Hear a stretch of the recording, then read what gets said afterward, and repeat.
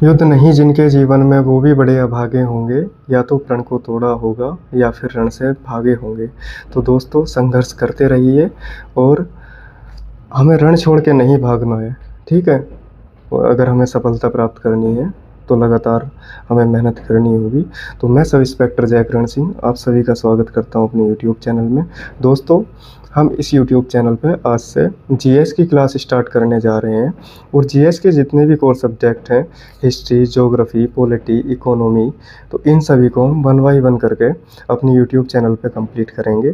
और अगर आपको जीएस में अच्छी पकड़ बनानी है और आप किसी भी कम्पिटिटिव एग्ज़ाम की तैयारी कर रहे हैं तो आप हमारे साथ जुड़ सकते हैं। तो आज की हम अपनी क्लास राज व्यवस्था से स्टार्ट करेंगे। सबसे पहले हम अपने इस यूट्यूब चैनल पर राज व्यवस्था को कंप्लीट करेंगे, उसके बाद कोई दूसरा सब्जेक्ट देखेंगे। तो चलिए अपनी क्लास स्टार्ट करते हैं। तो आज हम अपनी क्लास स्टार्ट करने जा रहे हैं राज व्यवस्था से।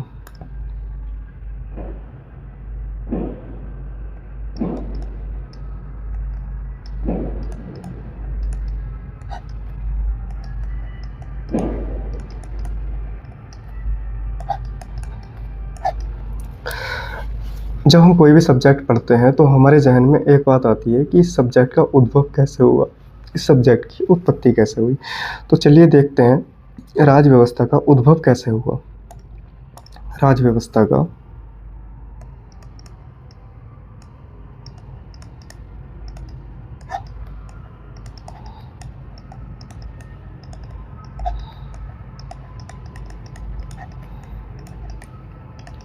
ठीक है, राज व्यवस्था का उद्भव कैसे हुआ। तो यूरोप में एक देश है यूनान, ठीक है। यूरोप में एक देश है यूनान। यूरोप में एक देश है जिसका नाम क्या है, यूनान। यूनान की राजधानी क्या है बताओ। यूनान की राजधानी है एथेंस, ठीक है। तो यूरोप में एक देश है यूनान जिसकी राजधानी क्या है, एथेंस। यहाँ पे एक दार्शनिक का जन्म होता है जिनका नाम क्या है, सुकरात, ठीक है। यहाँ पे किनका जन्म होता है, यहाँ पे जन्म होता है सुकरात का।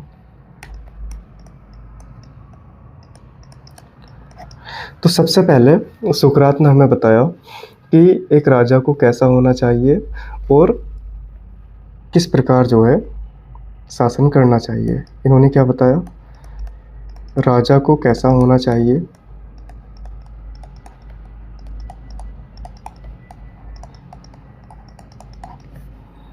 और इन्होंने क्या बताया, किस प्रकार शासन करना चाहिए, ठीक है। तो यूरोप में एक देश है यूनान जिसकी राजधानी एथेंस है, वहाँ पे सुकरात का जन्म होता है। और सबसे पहले सुकरात ने हमें बताया कि राजा को कैसा होना चाहिए, किस प्रकार उसे शासन करना चाहिए। यहाँ पर हम एक बात याद रखेंगे, सुकरात ने कभी भी कोई किताब नहीं लिखी। सुकरात ने कभी भी कोई किताब नहीं लिखी। कई बार एग्ज़ाम क्वेश्चन पूछ लिया जाता है, जैसे कोई भी बुक दे दी जाएगी और उसमें 4 ऑप्शन दिए जाएंगे, तो आपको ये चीज़ याद रखनी है कि सुकरात ने कभी भी कोई किताब नहीं लिखी थी। चलिए आगे देखते हैं।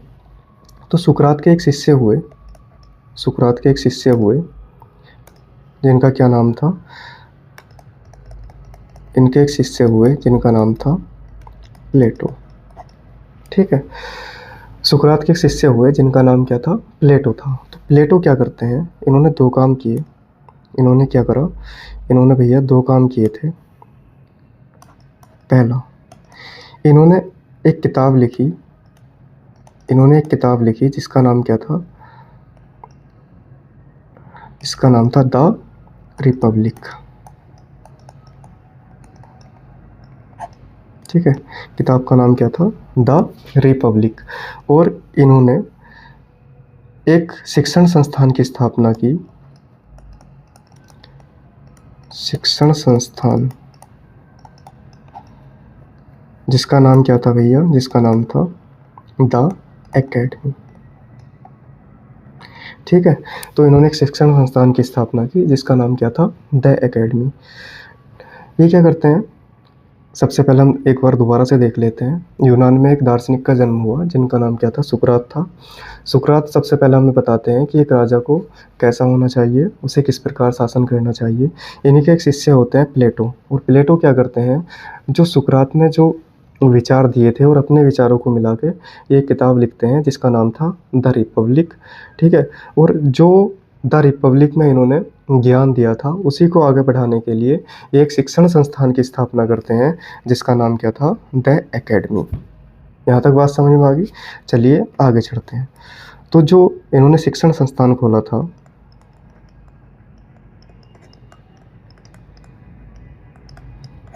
जिसका नाम भैया क्या था, जिसका नाम था द एकेडमी। तो इसी में इनका शिष्य हुआ जिसका नाम क्या था भैया, अरस्तु।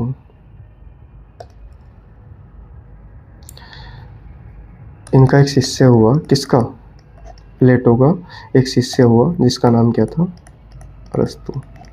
ठीक है, कई बार आपने देखा होगा कुछ शिष्य हमारे ऐसे होते हैं जो बहुत होनहार होते हैं और देश विदेश में हमारा नाम रोशन करते हैं। तो इसी तरीके से प्लेटो का एक सदस्य हुआ जो द अकेडमी में पढ़ के निकला जिनका नाम क्या था, अरस्तु। और अरस्तु साहब क्या करते हैं भैया, अरस्तु साहब एक किताब लिख देते हैं। अरस्तु साहब क्या करते हैं, एक बुक लिख देते हैं, एक किताब लिख देते हैं, और जिसका नाम क्या था, जिसका नाम था द पॉलिटिक्स। और जैसे ही अरस्तु साहब द पॉलिटिक्स नामक किताब लिखते हैं तो इनको भैया क्या कह दिया जाता है, इनको कह दिया जाता है, इनको कह दिया जाता है the father of political science. ठीक है, इनको क्या कह दिया जाता है, इनको कह दिया जाता है राजनीति विज्ञान का जनक। ठीक है, तो उम्मीद करता हूँ यहाँ तक आपको चीज़ें समझ में आ गई होगी। एक बार हम दोबारा से रिवीजन कर लेते हैं। राज्य व्यवस्था का उद्भव कैसे हुआ, तो यूरोप में एक देश पड़ता है जिसका नाम क्या है, यूनान। इसकी राजधानी क्या है, एथेंस। तो एथेंस में एक दार्शनिक का जन्म होता है जिनका नाम था सुकरात। सुकरात ये हमें सबसे पहले बताते हैं कि एक राजा को कैसा होना चाहिए, शासन किस प्रकार उसे चलाना चाहिए। ठीक है, ये सारी चीज़ें इन्होंने बताई, पर इन्होंने कभी भी कोई किताब नहीं लिखी। इन्हीं के एक शिष्य हुए जिनका नाम क्या था, प्लेटो था। तो प्लेटो साहब क्या करते हैं, प्लेटो साहब सुकरात के और अपने विचारों को मिला के एक किताब लिखते हैं जिसका नाम था द रिपब्लिक। और ये एक शिक्षण संस्थान, जो द रिपब्लिक में इन्होंने ज्ञान दिया था उसी को आगे बढ़ाने के लिए ये एक शिक्षण संस्थान की स्थापना करते हैं जिसका नाम क्या था, द एकेडमी। और द एकेडमी में ही पढ़ के एक इनका शिष्य निकलता है जिसका नाम अरस्तु है। और अरस्तु साहब एक किताब लिख देते हैं द पॉलिटिक्स। और जैसे ही एक किताब लिखते हैं द पॉलिटिक्स तो इनको कह दिया जाता है भैया the father of political science. इन्हें कह दिया जाता है राजनीति विज्ञान का जनक। उम्मीद करता हूँ यहाँ तक आपको सभी बातें समझ में आ गई होंगी। अब एक चीज़ हमें यहाँ पे ध्यान रखनी है, कभी कभी क्या होता है हमसे इनका क्रम पूछ लिया जाता है तो हम इनका क्रम याद रख लेंगे। तो सबसे पहले हमारे पास कौन आए थे, सबसे पहले भैया, सबसे पहले कौन थे, सबसे पहले आए सुकरात। सुकरात के शिष्य कौन हुए, प्लेटो। और प्लेटो के शिष्य कौन हुए, अरस्तु। और अरस्तु के शिष्य भैया कौन हुए, अरस्तु के शिष्य हुए अलेक्जेंडर तृतीय, या इन्हें हम क्या कह देते हैं, अलेक्जेंडर द ग्रेट। क्या कह देते हैं, अलेक्जेंडर द ग्रेट। और क्या कहते हैं भैया इनको, सिकंदर महान। ठीक है, कभी कभी क्या होता है हमसे एक क्रम पूछ लिया जाता है कि निम्नलिखित को काला क्रम अनुसार व्यवस्थित कीजिए। तो सबसे पहले कौन आए, सुकरात आए। सुकरात के शिष्य कौन हुए, प्लेटो हुए। और प्लेटो के शिष्य कौन हुए, अरस्तु। और अरस्तु के शिष्य कौन हुए, सिकंदर महान। तो यहाँ तक आपको सभी चीज़ें समझ में आ गई होंगी। चलिए आगे बढ़ते हैं। अब हम देखते हैं राज व्यवस्था। तो भैया जो राज व्यवस्था शब्द है वो दो शब्दों से मिलकर बना है, राज व्यवस्था। जो राज व्यवस्था शब्द है वो दो शब्दों से मिलकर बना है। पहला शब्द क्या है, राज्य, और दूसरा शब्द क्या है, व्यवस्था। ठीक है, चलिए एक एक करके समझते हैं। सबसे पहले हम समझते हैं कि भैया राज्य क्या है। राज्य क्या है, ठीक है। तो बहुत बड़े बड़े विद्वानों ने राज्य की डेफिनेशन दी, पर कोई भी सटीक डेफिनेशन नहीं दे पाया। तो 1933 में क्या होता है, मोंटेविडियो कन्वेंशन होता है। 1933 में क्या होता है, मोंटेविडियो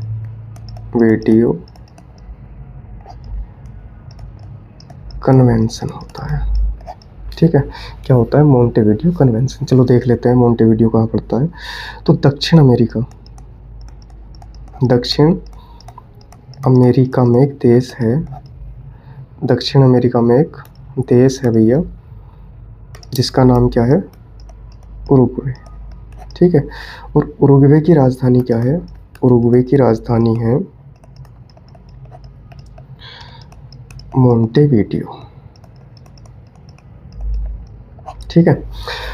तो मोंटेविडियो कन्वेंशन होता है। मोंटेविडियो कन्वेंशन में अमेरिका का राष्ट्रपति और बहुत बड़े बड़े स्कॉलर जो है इसमें शामिल होते हैं। और ये क्या करते हैं, राज्य की परिभाषा देते हैं। ये क्या करते हैं भैया, राज्य की परिभाषा देते हैं। और ये राज्य की परिभाषा देते हैं और ये बताते हैं कि भैया अगर कोई भी क्षेत्र राज्य होगा तो उसके पास ये 4 तत्व मौजूद होने चाहिए, ठीक है। राज्य होने की शर्त क्या है भैया, 4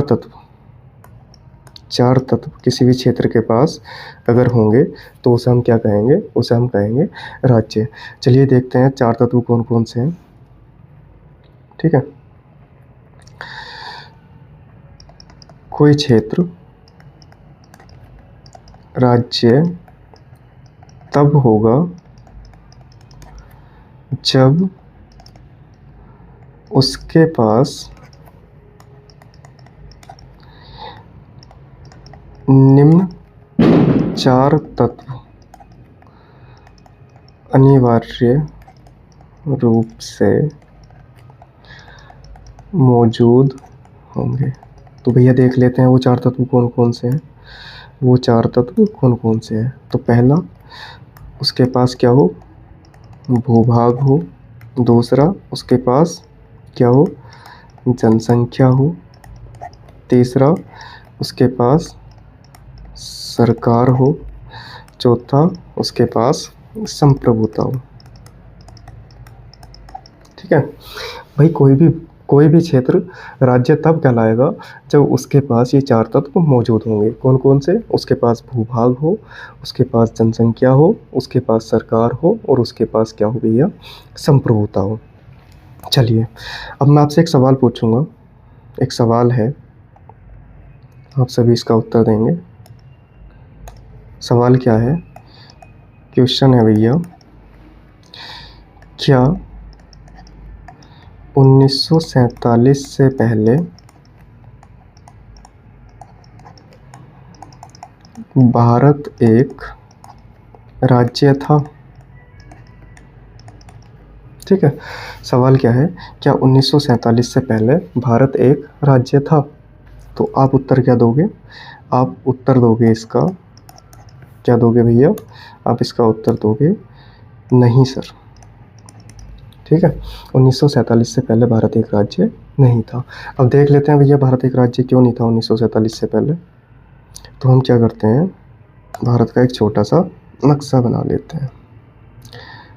आप भी भैया नक्शा बनाना सीख लो, क्योंकि नक्शा बनाना सभी को आना चाहिए, ठीक है।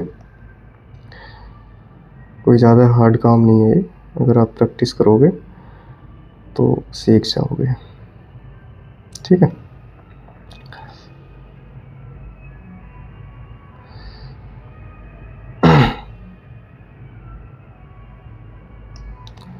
कुछ इस तरीके से हमने ये बना लिया भारत का नक्शा। अब देखते हैं क्या भारत के पास ये 4 तत्व मौजूद थे। तो नंबर 1 देखते हैं। नंबर 1 हम देखते हैं, क्या भारत के पास भैया भूभाग था। तो आप कहोगे कि हाँ भारत के पास भूभाग था। उस टाइम तो जो अब भारत के पास भूभाग है उससे ज़्यादा ही भूभाग था, क्योंकि उस टाइम पे बांग्लादेश और पाकिस्तान भी भारत का हिस्सा हुआ करते थे। अब हम नंबर 2 देखते हैं, क्या भारत के पास जनसंख्या थी? क्या भारत के पास जनसंख्या थी? तो आप कहोगे सर भारत के पास भर भर के जनसंख्या थी। उस टाइम भी भारत के पास लगभग 39 करोड़, ठीक है, कितना, 39 करोड़ जनसंख्या होती थी। अब हम नंबर 3 देखते हैं, क्या भारत के पास सरकार थी?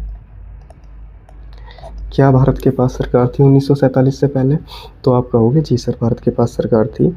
यदि आपको याद होगा तो 1935 का जो भारत शासन अधिनियम आया था उसमें भारत के लिए एक सरकार के गठन की व्यवस्था की गई थी, ठीक है, तो भारत के पास सरकार भी थी। तो नंबर 4 हम देखते हैं, क्या भारत के पास संप्रभुता थी? हम एक बार संप्रभुता को समझ लेते हैं कि संप्रभुता किसे कहते हैं, ठीक है, सोवरेनिटी क्या है? तो भैया जब कोई देश अपने आंतरिक और बाह्य निर्णय लेने के लिए स्वतंत्र होता है तो उस देश को हम क्या कहते हैं? संप्रभु देश कहते हैं। जब कोई देश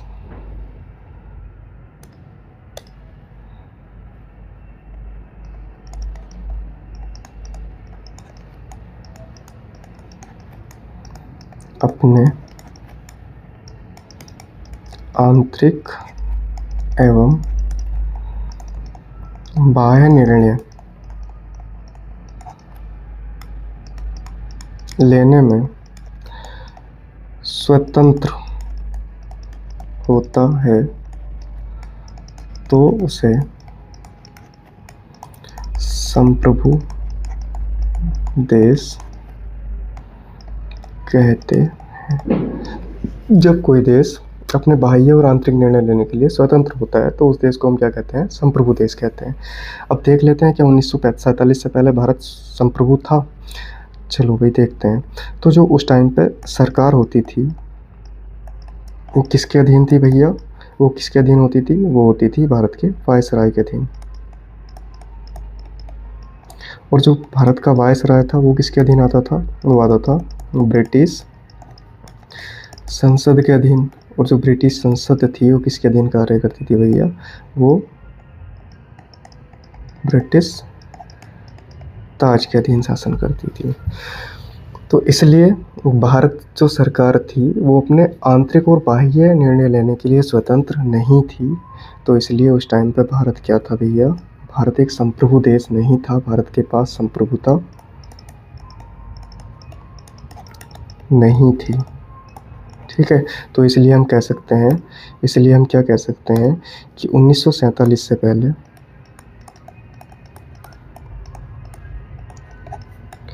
भारत एक राज्य नहीं था, ठीक है भैया। 1947 से पहले भारत एक राज्य नहीं था। चलिए अब दूसरा शब्द क्या आया था? दूसरा शब्द आया था व्यवस्था। दूसरा शब्द भैया क्या आया था? तो दूसरा शब्द आया था व्यवस्था। तो व्यवस्था सुनते ही हमारे दिमाग में क्या आता है? नियम और कानून। नियम और कानून। भैया व्यवस्था बनाने के लिए क्या चीज़ हमारे पास होना चाहिए? हमारे पास होने चाहिए नियम और कानून। नियम या कानून। और जब इन नियम और कानूनों को, जब इन्हीं नियम और कानूनों को एक दस्तावेज में संकलित कर देते हैं तो उसे ही हम क्या कह देते हैं भैया? संविधान कह देते हैं। तो यहाँ से हमारे पास संविधान की, यहाँ से हमारे पास क्या होगा? संविधान की डेफिनेशन निकल के आ जाएगी, ठीक है। यहाँ से हमारे पास क्या हो जाएगा? यहाँ से हमारे पास संविधान की डेफिनेशन निकल के आ जाएगी। और संविधान की डेफिनेशन क्या होगी? किसी राज्य की, संविधान की डेफिनेशन क्या हो जाएगी? किसी राज्य की व्यवस्था के, किसी राज्य की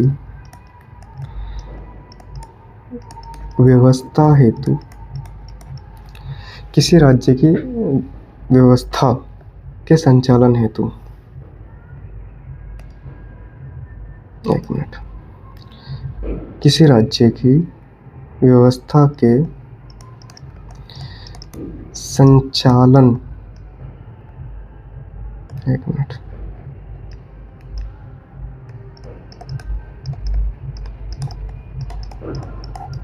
किसी राज्य की व्यवस्था के संचालन हेतु निर्मित निर्मित मूलभूत कानूनों का समूह।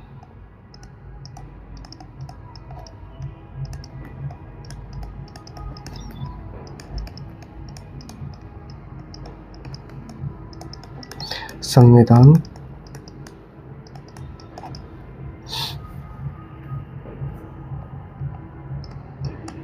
कहलाता है।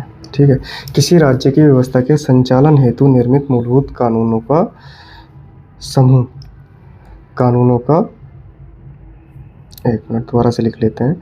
किसी राज्य की व्यवस्था के संचालन हेतु निर्मित मूलभूत कानूनों का समूह संविधान कहलाता है। ठीक है, तो यहाँ से हमारे पास एक संविधान की डेफिनेशन निकल आ जाएगी। किसी राज्य की व्यवस्था के संचालन हेतु निर्मित मूलभूत कानूनों का समूह क्या कहलाता है? संविधान कहलाता है। देखिए भैया, जब भी हम किसी राज्य की व्यवस्था के संचालन हेतु हमें क्या ज़रूरत होती है? नियमों और कानूनों की ज़रूरत होती है। और जब हम नियमों और कानूनों को एक दस्तावेज के रूप में संकलित कर देते हैं तो उसे हम भैया क्या कह देते हैं? उसे हम कह देते हैं संविधान। क्या कह देते हैं हम इसे? संविधान। चलिए आगे बढ़ते हैं। हम देखते हैं कि दस्तावेज की प्रकृति के आधार पे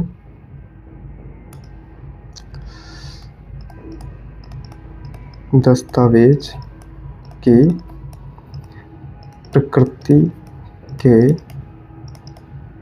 आधार पर संविधान के प्रकार। ठीक है, तो कितने प्रकार का होता है दस्तावेज की प्रकृति के आधार पर संविधान? 2 प्रकार का होता है। कितने प्रकार का होता है भैया? 2 प्रकार का। नंबर 1 लिखित संविधान और नंबर 2 अलिखित संविधान।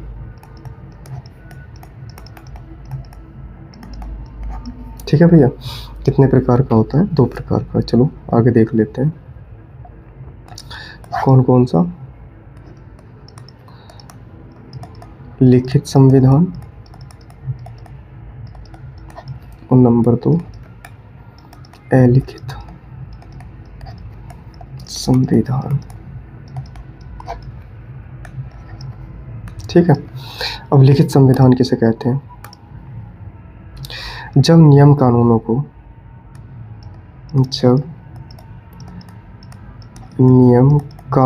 को एक दस्तावेज में संकलित कर दिया जाता है। भैया, जब नियम कानूनों को एक दस्तावेज के रूप में संकलित किया जाता है तो उसे हम क्या कहते हैं? उसे हम लिखित संविधान कहते हैं।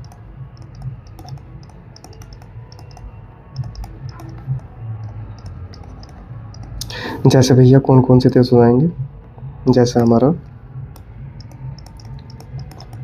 भारत का संविधान हो गया और अमेरिका का संविधान हो गया। यह एक चीज़ और याद रखेंगे, नोट डाल के लिख लेंगे। यहाँ नोट डाल के लिख लेंगे। क्या लिखेंगे? अमेरिका का संविधान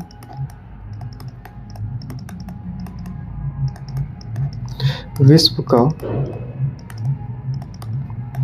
पहला लिखित संविधान था। संविधान है। कब लागू हुआ था भैया ये? कब लागू हुआ था? तो ये हुआ था 1789 ईस्वी में लागू। ठीक है, अब चलिए आगे देखते हैं अलिखित संविधान। ठीक है, अलिखित संविधान क्या होता है भैया? यहाँ देखेंगे हम अलिखित संविधान। तो अलिखित संविधान की डेफिनेशन क्या हो जाएगी? जब नियम कानूनों को एक दस्तावेज में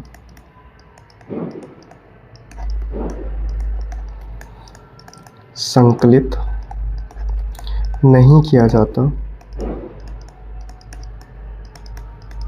और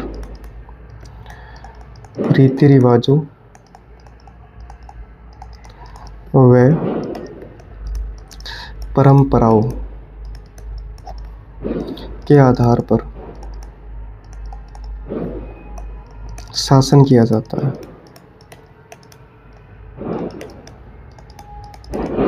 ठीक है, तो अलिखित संविधान क्या हो गया भैया?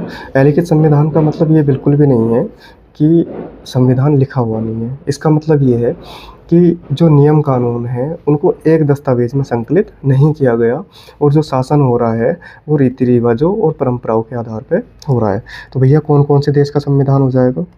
जैसे हम देखें कौन कौन से देश हो जाएंगे। ठीक है, तो एक तो भैया हमारे पास क्या हो जाएगा, एक हमारे पास हो जाएगा इंग्लैंड, एक हमारे पास क्या हो जाएगा न्यूजीलैंड। ठीक है, एक हमारे पास क्या हो जाएगा सऊदी अरब। ठीक है, तो ये ऐसे देश हैं जिनका संविधान अलिखित संविधान है। तो यहाँ तक आपको बात समझ में आ गई होगी। चलिए आगे चलते हैं। अब कुछ महत्वपूर्ण तथ्य देख लेते हैं हम, कुछ महत्वपूर्ण बिंदु। ठीक है भैया, और महत्वपूर्ण बिंदु कौन कौन से होंगे? देखो कई बार वनडे एग्जाम में कुछ सवाल पूछ लिए जाते हैं। जैसे पहला सवाल क्या है भैया? पहला सवाल क्या है कि किस देश का संविधान सबसे बड़ा संविधान है? किस देश का संविधान सबसे बड़ा है? ठीक है, ये क्वेश्चन पूछ लिया जाता है। तो संविधान भाई दो तरीके से बड़ा होगा, एक तो अनुच्छेद के आधार पर और दूसरा शब्दों के आधार पर। कितने तरीके से? दो तरीके से। पहला अनुच्छेद के आधार पर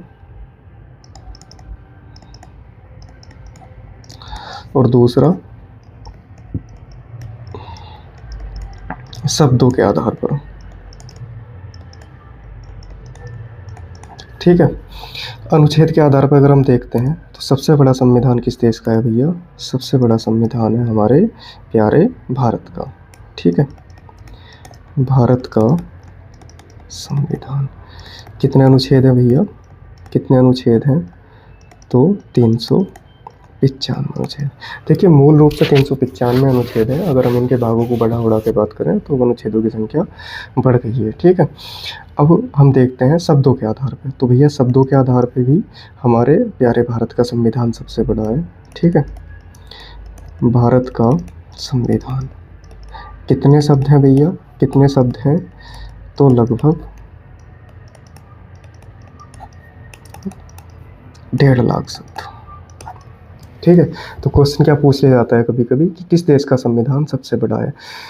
द लार्जेस्ट संविधान किस देश का है? तो लार्जेस्ट संविधान किस देश का होगा भैया? तो दो तरीके से लार्जेस्ट होगा, एक तो अनुच्छेद के आधार पर और दूसरा शब्दों के आधार पर। तो अनुच्छेद के आधार पर भी अगर हम देखते हैं तो भारत का संविधान सबसे बड़ा संविधान है। कितने अनुच्छेद है भैया? 395 अनुच्छेद है मूल रूप से।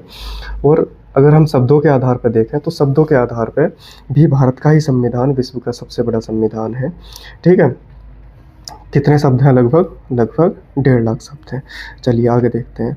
अब क्या क्वेश्चन पूछ लिया जाता है? हमसे पूछ लिया जाता है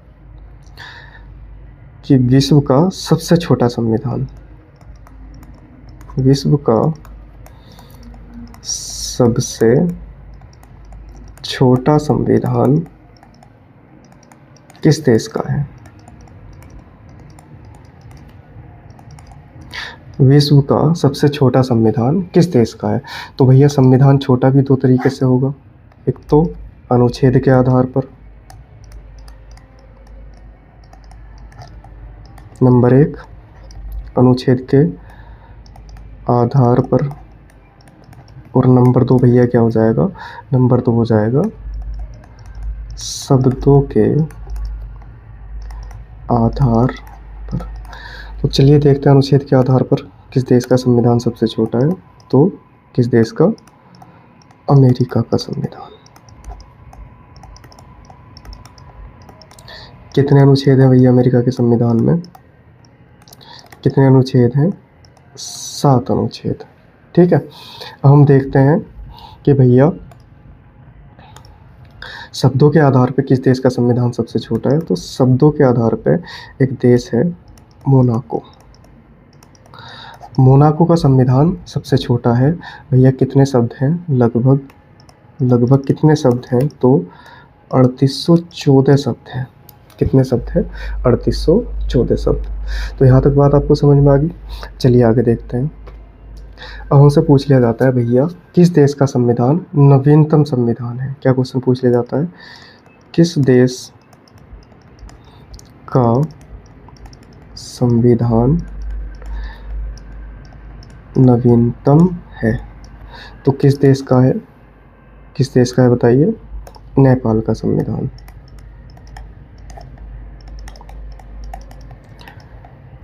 कब लागू हुआ था भैया? ये लागू कब हुआ? ये लागू हुआ था 20 सितंबर 2015 को। ठीक है, तो दोस्तों आज की क्लास हम यहीं समाप्त करते हैं। तो एक बार क्या करेंगे, हम तेज़ी से रिवीजन कर लेंगे। ठीक है, एक बार हम तेज़ी से रिवीजन कर लेंगे। ठीक है, तो भैया आज हमने अपनी क्लास स्टार्ट करी थी क्या? राज्य व्यवस्था की। तो सबसे पहले हम जानेंगे कि राज्य व्यवस्था का उद्भव कैसे हुआ था। तो एक देश है जिसका नाम क्या है? जिसका नाम है यूनान, जिसकी राजधानी क्या है? एथेंस। तो यहाँ पे क्या होता है? यहाँ पे एक दार्शनिक का जन्म होता है जिनका नाम क्या था? सुकरात। तो सुकरात ही हमें सबसे पहले बताते हैं कि एक राजा को कैसा होना चाहिए, किस प्रकार उसको शासन करना चाहिए। पर यहाँ पे याद रखने वाली बात यह है कि सुकरात ने कभी भी कोई किताब नहीं लिखी। इन्हीं के एक शिष्य हुए जिनका नाम क्या था? जिनका नाम था प्लेटो। तो प्लेटो क्या करते हैं, जो सुकरात ने जो विचार दिए थे उनके विचारों और अपने विचारों को मिला के एक बुक लिख देते हैं जिसका नाम क्या था भैया? The Republic. और ये द रिपब्लिक के ज्ञान को आगे बढ़ाने के लिए क्या करते हैं? एक शिक्षण संस्थान की स्थापना करते हैं जिसका नाम भैया क्या था? The academy. और द एकेडमी से ही पढ़ के इनके एक शिष्य निकलते हैं जिनका नाम क्या था? अरस्तु। और अरस्तु क्या करते हैं? एक बुक लिख देते हैं जिसका नाम क्या था? The politics. और जैसे ही भैया अरस्तु द पॉलिटिक्स नामक किताब लिखते हैं तो इनको कह दिया जाता है राजनीति विज्ञान का जनक, the father of political science. तो उम्मीद करता हूँ यहाँ तक आपको बातें समझ में आ गई होगी।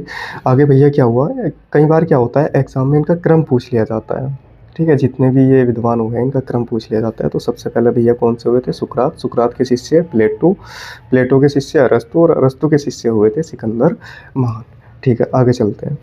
अब राज व्यवस्था जो है दो शब्दों से मिलकर बना है, राज्य और व्यवस्था। तो सबसे पहले हम जानेंगे राज्य क्या है। तो बहुत बड़े बड़े विद्वानों ने राज्य की अलग अलग डेफिनेशन देने की कोशिश की पर कोई भी सटीक डेफिनेशन नहीं मिल पाई। तो 1933 में क्या होता है? मोंटेविडियो कन्वेंशन होता है। मोंटेविडियो कहाँ है? तो दक्षिण अमेरिका में एक देश पड़ता है उरुग्वे। उरुग्वे की राजधानी है मोंटेविडियो। तो 1933 में क्या होता है? मोंटेविडियो कन्वेंशन होता है और उसमें राज्य की डेफिनेशन दी जाती है। उसमें बताया जाता है कि कोई भी क्षेत्र राज्य जब होगा जब उसके पास 3 तत्व मौजूद होंगे, 4 तत्व मौजूद होंगे। और वो 4 तत्व कौन कौन से हैं भैया? तो उसके पास क्या होना चाहिए? उसके पास भूभाग हो, उसके पास जनसंख्या हो, उसके पास सरकार हो, और नंबर 4 उसके पास संप्रभुता हो। यदि किसी भी क्षेत्र के पास ये चारों चीज़ें हैं तो उस क्षेत्र को हम क्या कहेंगे? उस क्षेत्र को हम कह देंगे भैया राज्य। तो यहाँ पे क्वेश्चन पूछ लिया जाता है क्या 1947 से पहले भारत एक राज्य था? तो इसका जवाब क्या होगा भैया? नहीं। क्यों नहीं था? भारत के पास भूभाग भी था, जनसंख्या भी थी, सरकार भी थी, पर भारत के पास संप्रभुता नहीं थी। क्यों नहीं थी?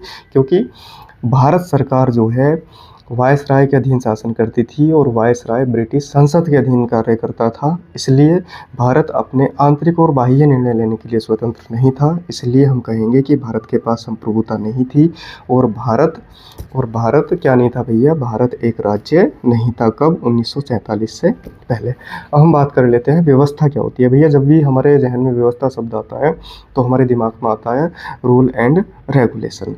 भैया यहीं से हमें मिल जाती है संविधान की डेफिनेशन।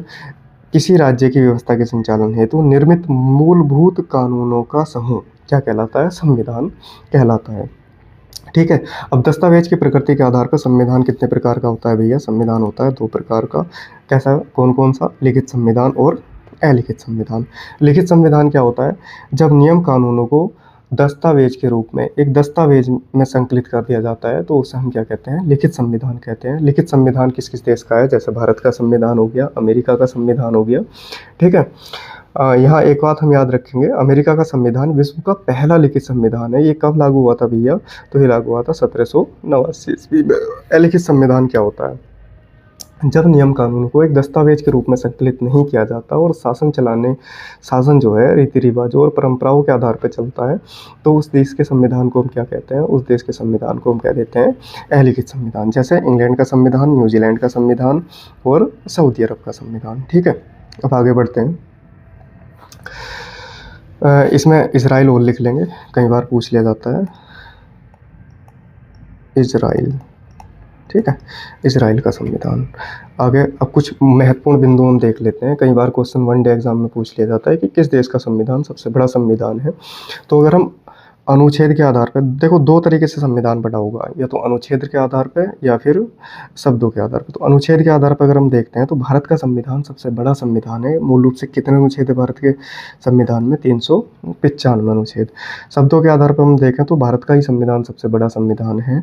कितने शब्द हैं? लगभग 1.5 लाख शब्द। आगे आ जाते हैं। अब क्वेश्चन पूछ लिया जाता है विश्व का सबसे छोटा संविधान किस देश का है? तो भैया फिर वही दो आधारों पर, अनुच्छेद के आधार पर और शब्दों के आधार पर। तो अनुच्छेद के आधार पर अगर हम देखते हैं तो अमेरिका का संविधान सबसे छोटा संविधान है। कितने अनुच्छेद हैं भैया? 7 अनुच्छेद। और अगर हम शब्दों के आधार पर देखते हैं तो एक देश है मोनाको।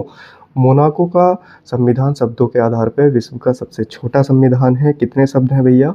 3814 शब्द।